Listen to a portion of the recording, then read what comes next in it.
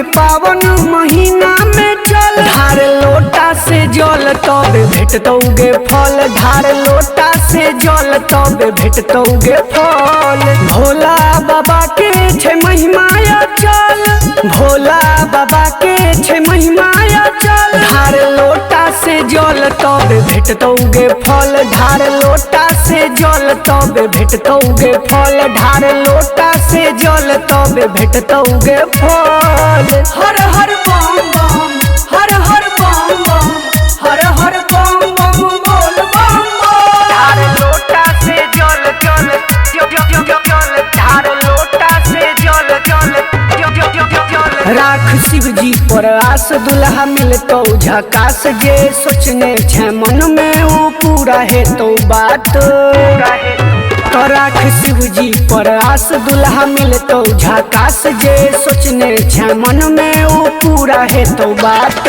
विस्पी को अमृत बाँट देलखिन, रावण के लंका ये दान देलखिन। सब दुख तोहर जतौ क्षण में गेटल, सब विपत तोहर जतौ क्षण में गेटल। ढार लोटा से जल तबे भेटतौगे फल। ढार लोटा से जल तबे भेटतौगे फल। ढार लोटा से जल तबे भेटतौगे फल। हर हर बम बम बोल बम बोल बम, हर हर बम बम बोल बम बोल। ढार लोटा से जल जल जल जल जल, ढार लोटा से जल जल जल जल जल। देखी भीड़ छै भारी, चंदन जाई छै अगारी। जपत भोला जी के नाम, बाबा बैजू के दुआरी।